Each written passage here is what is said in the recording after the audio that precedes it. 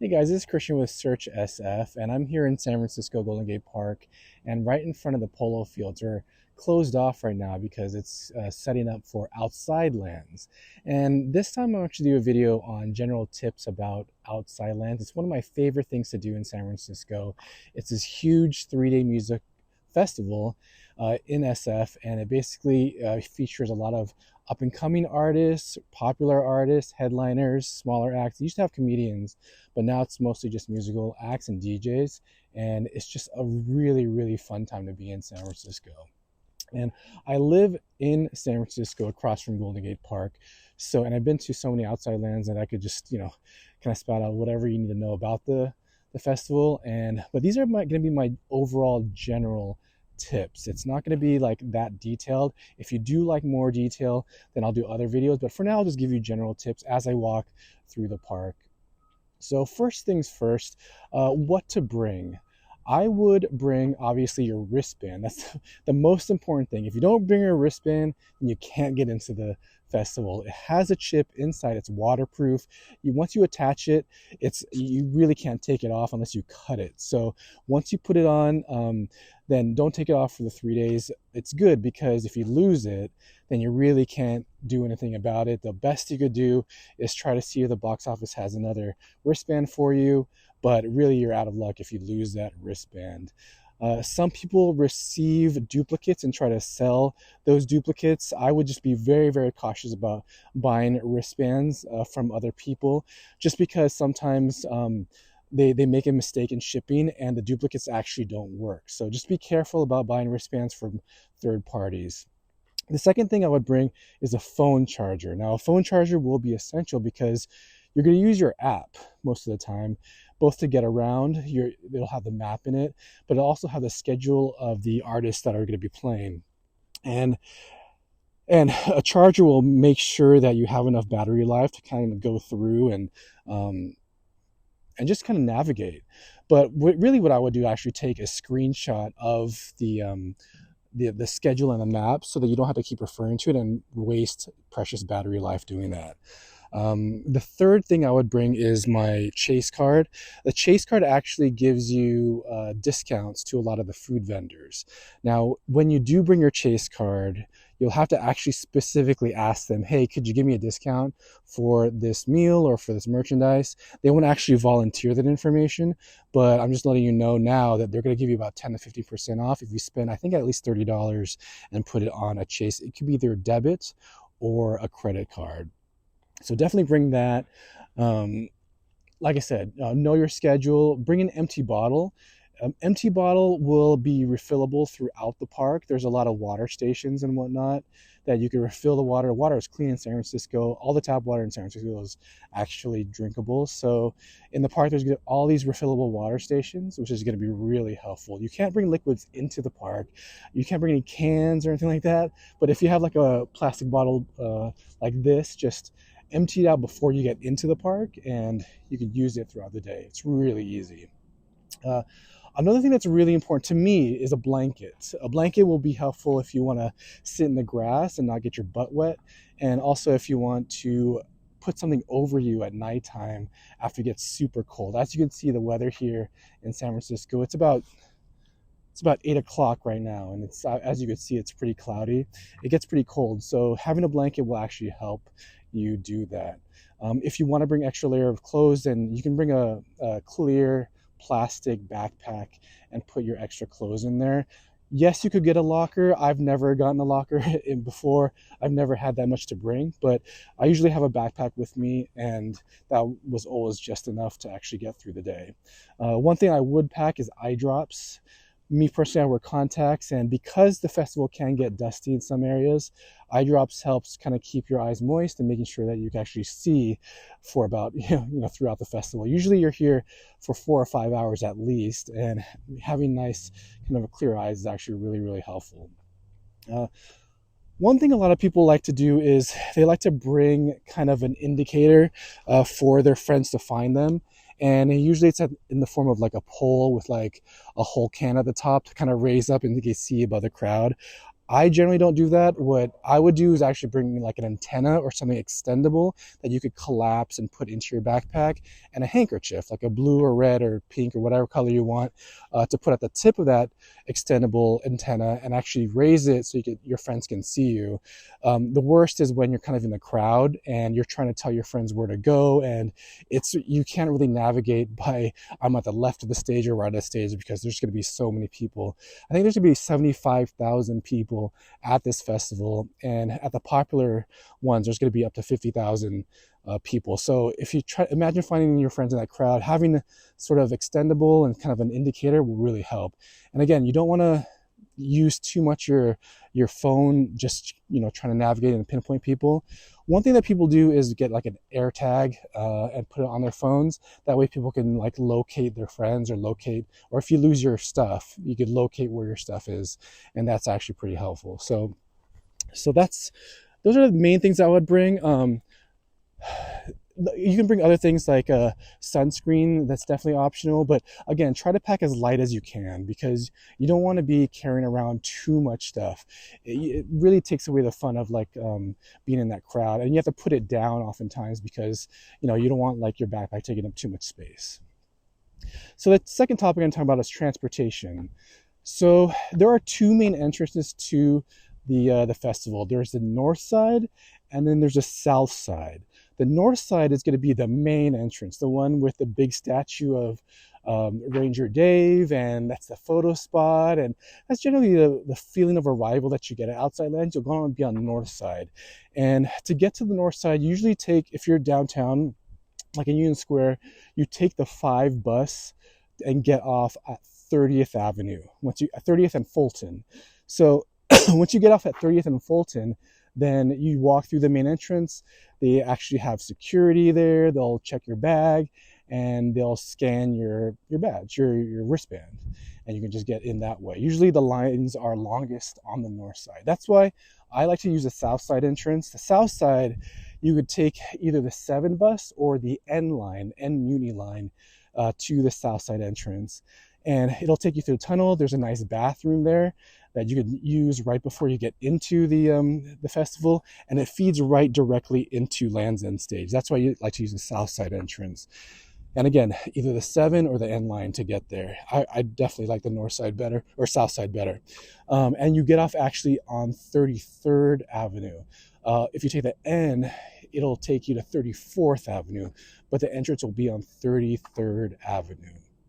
Also, there are bike racks on the east side of the festival. And on the east side, there's going to be on GFK, lots of bike racks, very secure. You can just lock it up there and you can like take it at the end of the day. At the end of the day, you're going to want to have your transportation planned out already. The worst is taking an Uber from Outside Lands because you're basically competing with a lot of other people to get that Uber. I would either buy a pass through Outside Lands, the website. You can buy a bus pass if you're staying farther away, or just hop on any one of the public transportation buses that San Francisco has. Usually those buses are free for festival days.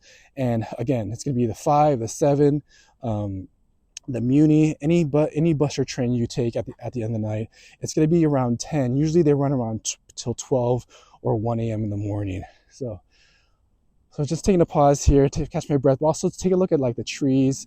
This is the feeling that you're going to have when you're in the park for Outside Lands. It's a beautiful park, and just there's so many. It's going to be lit up, and you'll see like a lot of lights in the trees, and it's just such a good environment to listen to music. And there's just an otherworldly feeling of being in the park. That's what makes it different from any other festival. But I'm going to head myself. So the third topic I want to talk about are the stages. So in order of the size of the stage. So I'll list the stages in order. There's 5 stages. The biggest one is the Land's End stage. The Land's End stage will have, the Killers, Postal Service, Chaparral Roan for 2024. It's your biggest stage. It's going to be located in the Polo Fields. And generally speaking, it's the one where it's got the biggest names, biggest acts. It's going to be so many people there. And there's a lot of good acts throughout the day, but it's going to be the stage with with a lot of the food vendors on the sides, and um, you'll see a lot of, actually, I've just arrived at it. So here's well, let's go through a little bit. I'll get a better view, but they're setting up right now, and I hope no one kicks me out right now, but they probably will. Let's see. So I'm not gonna go too far in, but they're setting up right now the Land's End stage, and you can see a lot of the tractors, the build out of that stage, and there's going to be food vendors on the side, and those white tents that you see in the back there, these white tents are actually where they're going to set up the food vendors. And one thing that's cool about the food at Outside Lands is a lot of local vendors, and you'll see a lot of things that you can only find in San Francisco. You're not going to find a lot of fast food joints and things like that because it's not going to be kind of San Francisco unique. So I personally like the ube milkshake and Senor Sisig. It's this Filipino burrito place. So again, I want to give you a really quick view.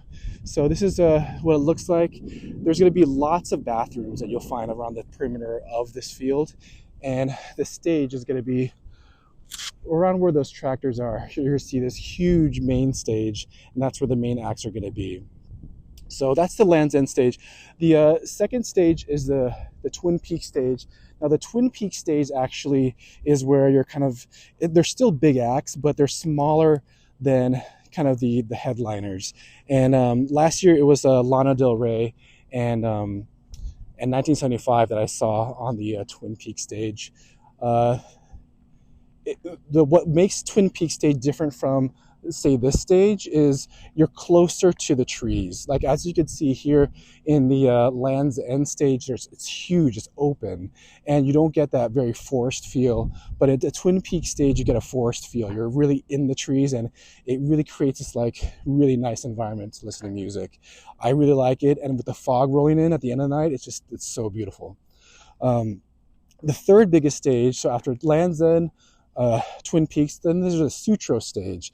The Sutro stage is right alongside JFK, and I'm walking in that direction right now. But the Sutro stage it's sort of like the next tier down. It's a little bit smaller, but what I like about the Sutro stage is the big hill on the side where you can like set up your picnic blanket, and you can get food from one of the vendors nearby, and you could sit there. It's kind of a natural slope that you could see above the crowd. So I really like the Sutro stage.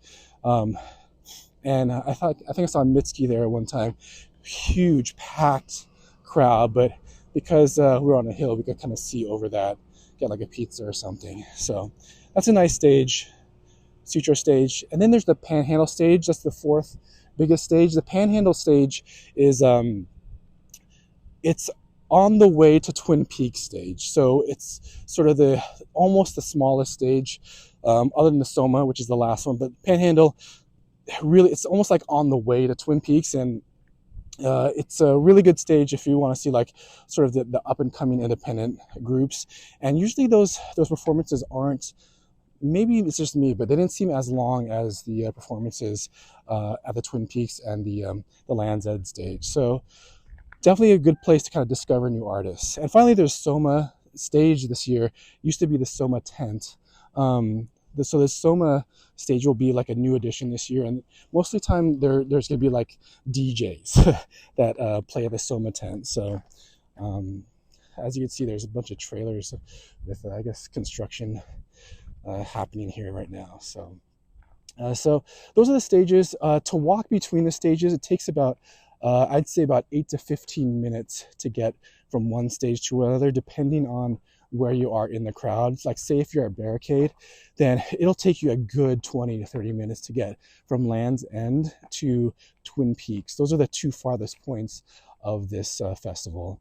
And which brings me up to my last and final point is leave a lot of time for you to enjoy the festival. It's going to be a really good time. It's unlike any other festival because you're actually in, it looks like they're going to kick me out now, but you're actually in the park. I guess not. So enjoy the festival.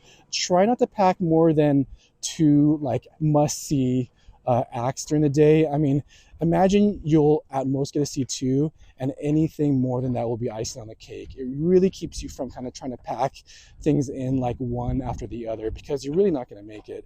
And if you pack one or two like that are kind of close, or two or three maybe that are spaced far enough apart, it'll give you a lot of time to enjoy kind of the grounds, the food, the merchandise, the people, take a lot of pictures in between, and just kind of, enjoy the park. This is the only festival that I know that's in a setting like this, so I think you really want to kind of soak in the atmosphere of it. But before I sign off, let me just show you. This is going to be the polo fields, and this is all going to be set up for the Outside Land Festival. It's going to look a lot different, but this is something that you could see as a preview before your trip. But for now, hope I see you at the festival, and I'll see you soon.